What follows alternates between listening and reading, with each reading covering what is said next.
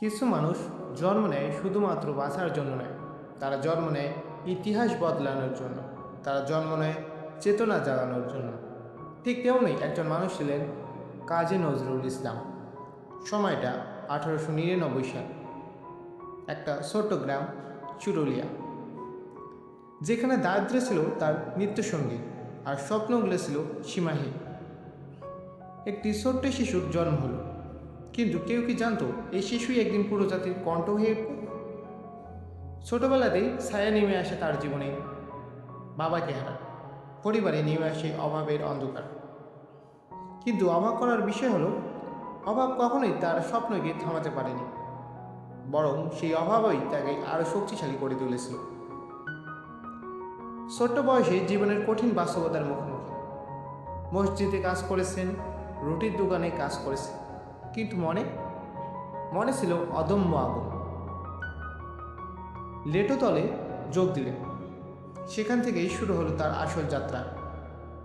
গান, কবিতা, নাটক সব কিছুতেই ফুটে উঠতে লাগলো এক অসাধারণ প্রতিভা। তখনই বোঝা যাচ্ছিল এই মানুষটা আলাদা, খুবই আলাদা।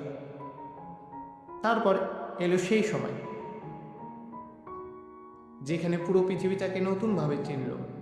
বিদ্রোহী, একটা কবিতা, কিন্তু যেন হাজার বছরের চিৎকার, অন্যায়ের বিরুদ্ধে, শোষণের বিরুদ্ধে, অবিচারের বিরুদ্ধে। আমি চির বিদ্রোহী বীর। এই লাইনগুলো শুধু কবিতা ছিল না, এগুলো ছিল একটি জাতির হৃদয়ের স্পন্দন। তিনি ছিলেন শুধু বিদ্রোহী নন, তিনি ছিলেন প্রেমের মানুষও। তার গান শুনলে মনে হয় যেন আগুন আর ভালোবাসা একসাথে মিশে গেছে। কখনো তিনি লিখেছেন মানুষের মুক্তির কথা, কখনো ঈশ্বরের প্রতি প্রেম, কখনো মানুষের প্রতি গভীর ভালোবাসা। নজরুলের জীবনে এলো এক সুন্দর অধ্যায়, প্রেম। বিয়ে করলেন প্রমীলা দেবীকে। তাদের সম্পর্ক ছিল নিখাত ভালোবাসা আর সম্মানের প্রতি। একটি সম্পর্ক যেখানে ধর্ম, জাতি সবকিছু পেরিয়ে শুধু ছিল হৃদয়ের স্পন্দন। কিন্তু জীবন সবসময় একইভাবে চলে না।